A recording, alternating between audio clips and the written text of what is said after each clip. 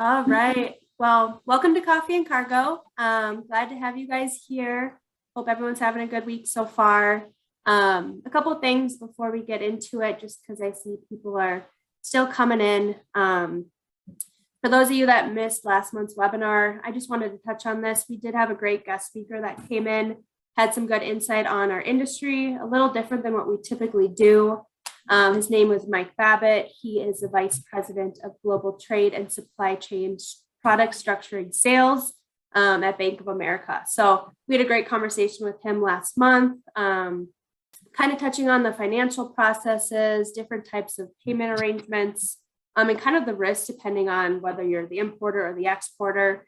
So I just wanted, for those that missed it, I wanted to let you guys know that we do post it on our website. So if you are interested in rewatching that webinar, you can go to interlogusa.com, and then in the header under answers, you can get to our market update page, which shows all of our newsletters and webinars that we do post on there. And then you have that option to watch it again. So putting that out there, but to get into today's webinar, the agenda, let's see, there we go.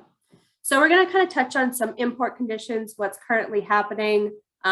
Shanghai is slowly reopening, so we'll touch on that, kind of go into the second half of summer and peak season and kind of what to expect with all that stuff going on as well. We'll hit on some current events and then end with a Q&A. So as you guys are listening in today, if there's any questions that you have on one of our topics or just a question in general, please get it in there. It's at the bottom of your screen. You should see a button for it.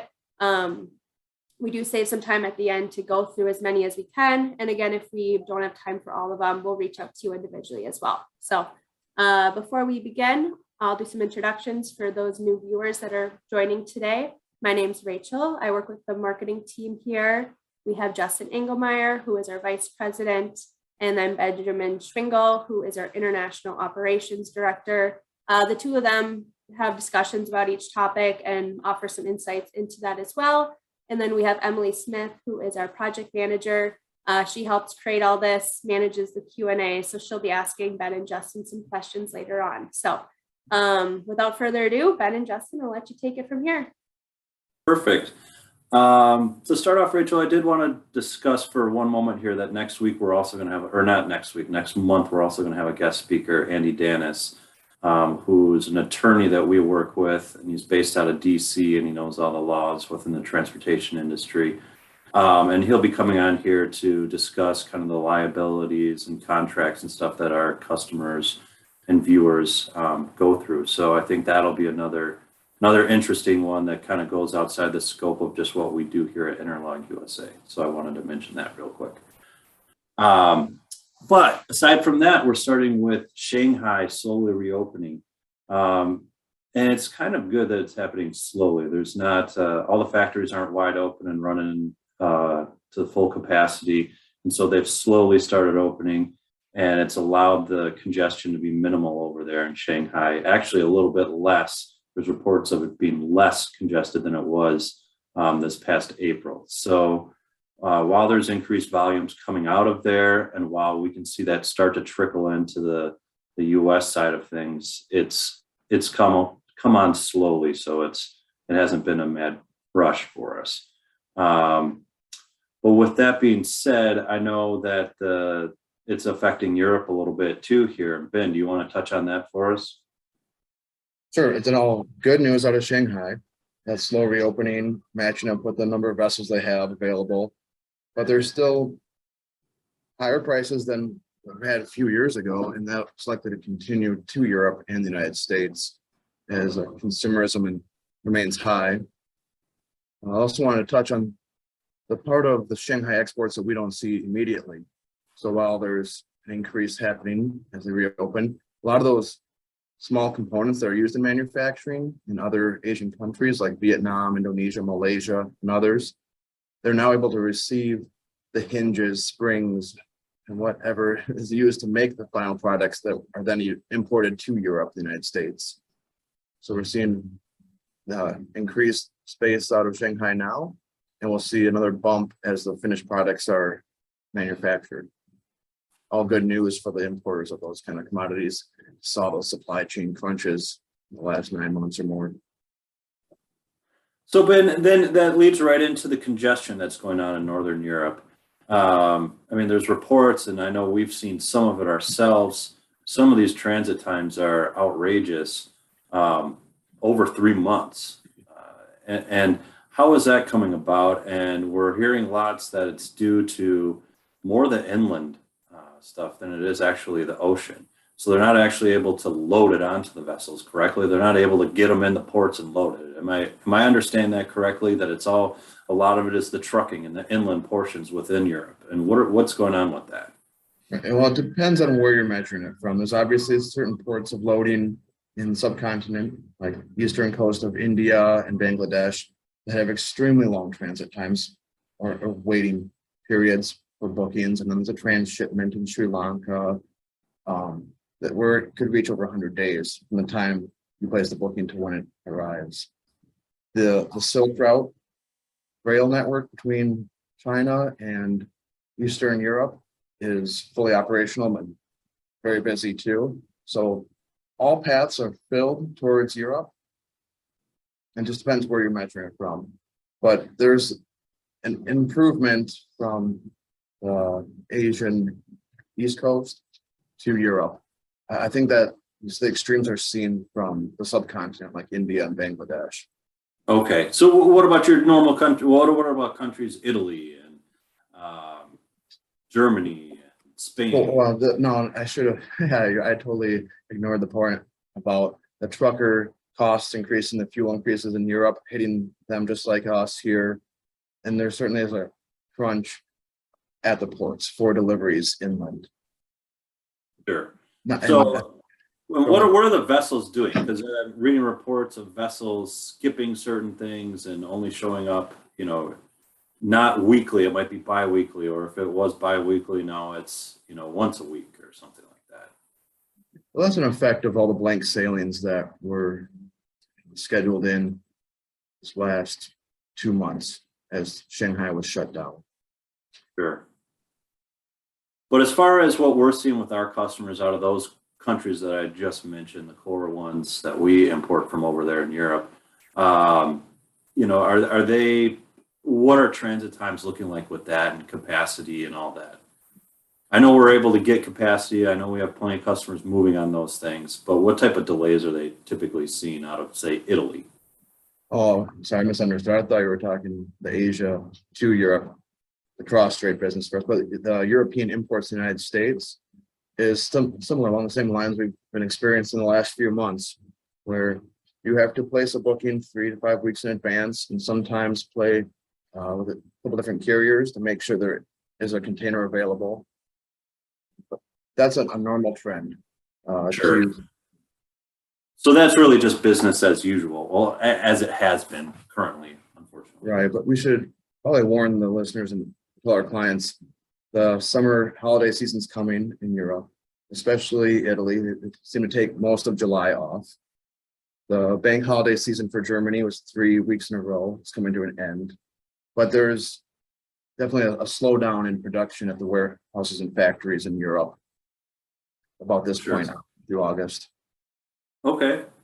All right, well, let's move on and let's touch base on the inland rates going up, and this is within the U.S. It says it's going up in July and August, and I believe it's in regards to two different things. One is the contracts that the ocean carriers already have with the railroads, but then also truckers and stuff are continuing to increase their rates. Do you touch base on that? Is it the demand that's going to be coming for peak season, and that's what it's going? Is it fuel? What are you hearing on your end? Well, it's a reminder for me from last year where carriers wanted to keep their containers in rotation between the ports, get them back to Asia for loading. They made it very expensive to transport it on the rail between the coast and inland. A number like $10,000 additional cost was not unheard of. And at that point, it became cost effective to truck container out of the seaport, transload it, and put it in a 53-foot trailer to make an assured delivery date. Mm-hmm. And we were doing that for all kinds of commodities out of Asia. We still do it now to the East Coast for like some very tight deadlines. for European machinery imports. But that's more due to the previous topic we just talked about and with the backup there. Yeah, there's fuel increases. That's a good reason for the increase of rates. I think we're going to keep our eye on this one, see what happens in August and September. If it's the same as last year, where carriers do not want their containers going inland, so they'll charge much more for that rail portion. Sure, and that leads us right into the next thing. We're talking about peak season, which we're coming up on, and you know, I know a lot of us within our industry, we've discussed it, and everyone's really trying to scratch their head a little bit here. Pre-COVID, pre-pandemic, you know, it was systematic. It was almost, all right, these months there's a lull and then it starts to pick up and then it's normal. Then you had stuff like 2020, which threw it all off the realm. And then last year, it just, there never really was a non-peak season. It was just go, go, go, go, and everything was on an uprise. And this year it seems to be, in my opinion, is that it's starting to normalize a little bit, where we will see some of the annual trends that we had seen before. But it's somewhat difficult. You know, we're on the bubble with this inflation, and consumers still spending, but interest rates going up. So there's a lot of different things at play here. Soft stock market.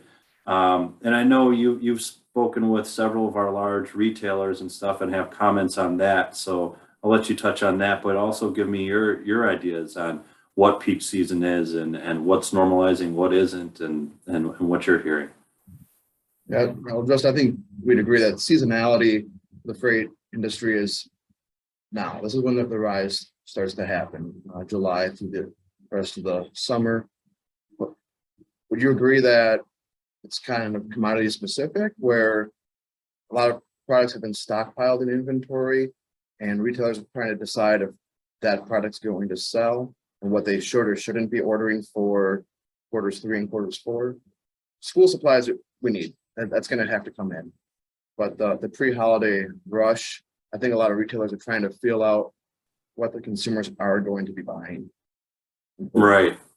Yeah, and that's it's an interesting topic, and fortunately, you and I aren't the ones that have to sit there and analyze what goes on the shelves, what consumers are going to buy, and what aren't they going to buy. That's not our expertise. But yeah, I mean, it sounds like, depending upon how the economy is doing, what are people going to buy this Christmas season? You know, are they going to spend as much as they did last year? Did they just have to buy a car and pay X amount more? Who knows? Whatever the case being.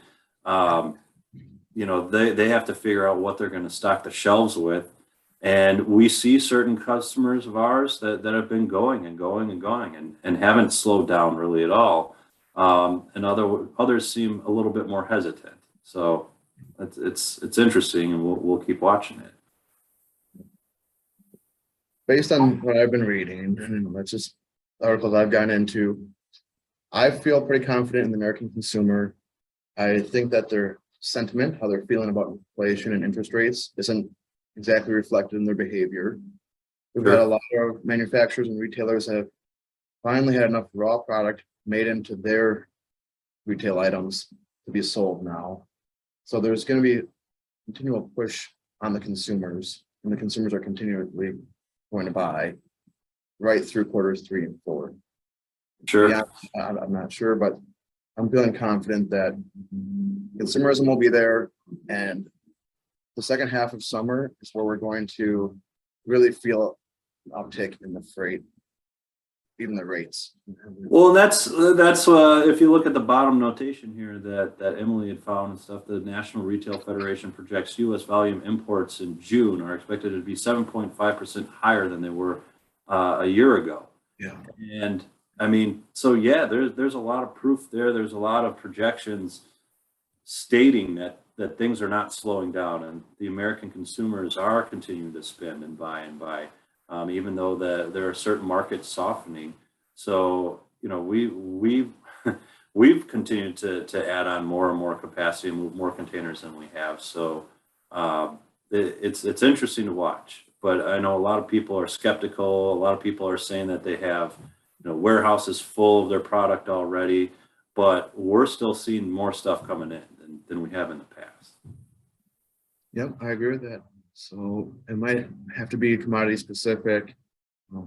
And based on their experience last year, did some customers get burned because they didn't have it here in time? Did they have to pay outrageous freight bills, air freight bills because they couldn't get it here by sea in October?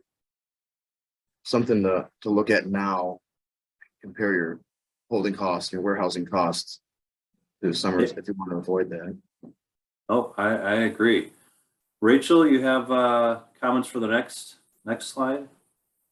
Yes, so some current events that are happening. There is a chassis shortage going on right now. Ben, I know you deal with it every day. Do you mind touching on this one?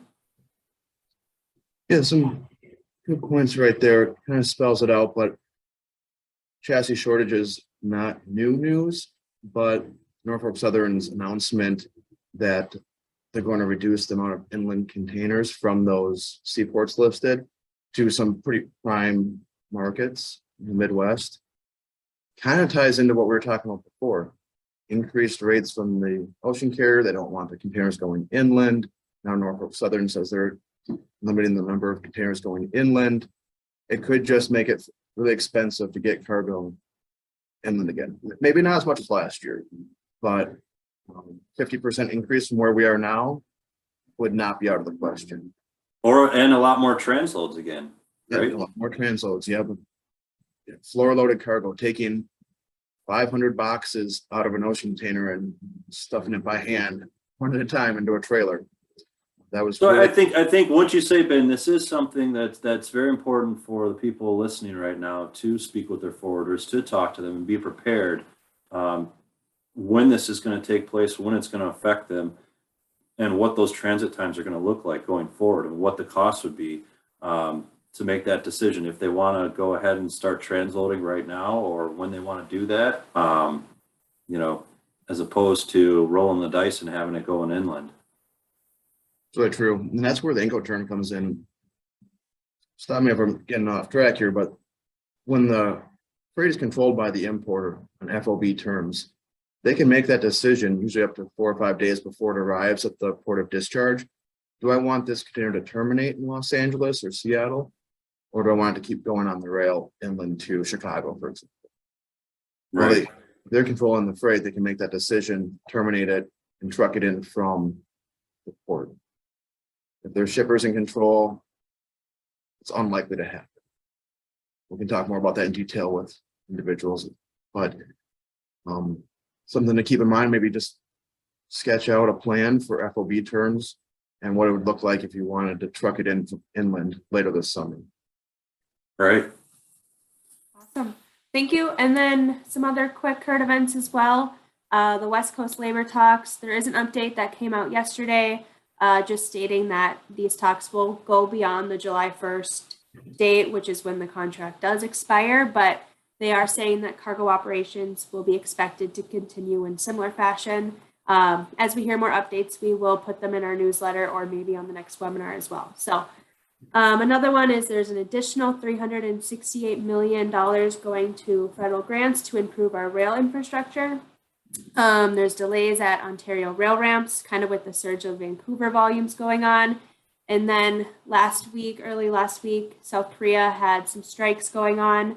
As of today, those ended. And with all these current events, we will have more information on each one in our recap email tomorrow that will be sent out to all of you. So if you have any questions on these two, please get in the Q&A or reach out to us individually as well. But Emily, I'll hand it over to you to begin the Q&A. Perfect. Thanks, Rachel. All right. Again, as Rachel mentioned before, if we don't get to your question, we'll make sure to reach out personally to you.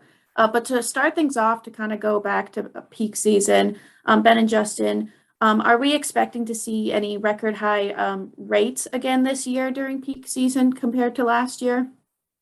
I'll give my opinion. I don't think it's going to be record high on the rates. I think that those are starting to stabilize a little bit more. When we look back at last year, there were some fixed rates maybe for some of the massive BCOs, but a lot of them weren't getting the capacity that they needed. And now There are, some people getting some of those rates, and they still might not be getting the capacity, but the rates that they're getting and the rates that forwarders are offering, the spot market are offering, are a lot closer together than they were before. So I think the rates will go up, but I don't necessarily see it going to where it was. But Ben, you deal a lot with this as well. What are your thoughts? No, not record numbers, but it's important to note that right now we're at the floor. We're about at the price of contract rates. And if we go below, it'll become really interesting as the big importers want to avoid booking their contract and book the forwarders to save that money. I'm forecasting something like 50% increase from where we are right now, between now and the peak season. Yeah, the highest point at the peak season. Yeah, right? and last year, and we were talking record highs, that's 100% more from where we are right now. Sure. Perfect. And to kind of go off of that, what are some things Interlog is doing to help assist our customers throughout peak season and beyond? I think the main things are, again, depending upon where it's going, where the freight's going, what options do they have? And I think that's the key to peak season every year is depending upon where they're located, what can we provide them? Do they need it faster? Are they able to wait longer for it and just pay less? It really comes down to knowing your customer and what their needs are, along with, what's most important to them, which needs are more vital than the others. So I think that's where we try to reach out and make sure we get to know them and have a clear understanding of how they want us to proceed with their freight. I agree on that. A lot of good news in the last slide.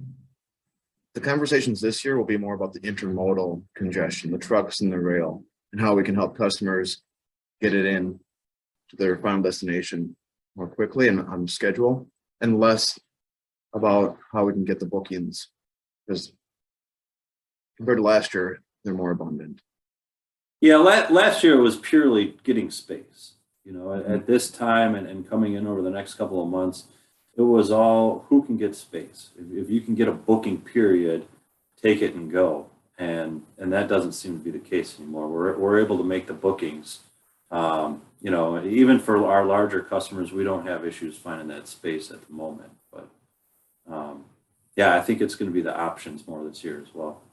If the returns were already well situated, we diversified plenty of sources overseas so we can procure those bookings if it comes to it again. But now our focus is on intermodal destination delivery type work. Yeah. Were there any other questions, Emily? Yeah.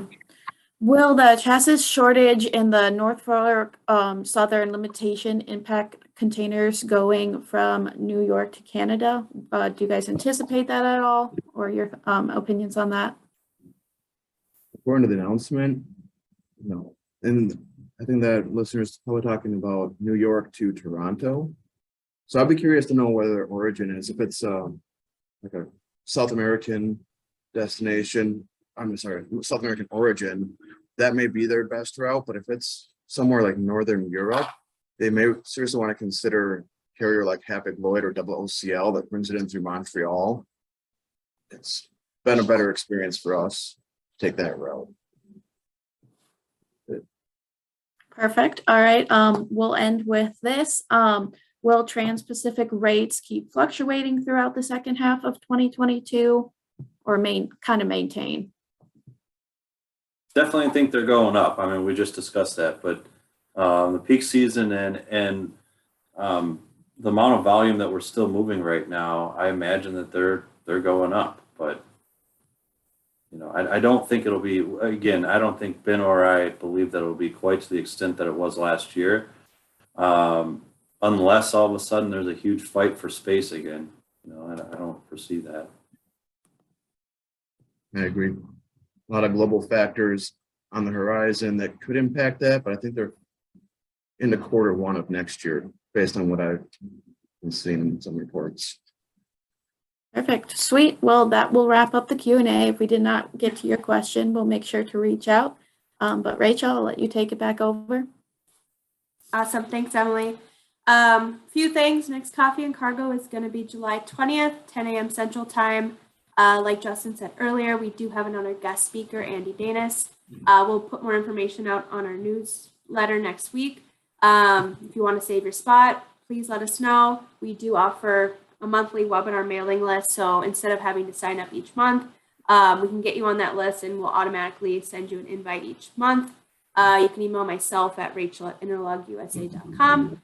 And if there's any other questions, please feel free to reach out to myself or our sales email at sales@interlogusa.com. We'll get you in touch with one of our experts to answer any questions that you guys might have. But thanks for listening in today. Emily, Justin, Ben, thank you. And we'll see you next time. Thanks, guys. Our Thanks. pleasure.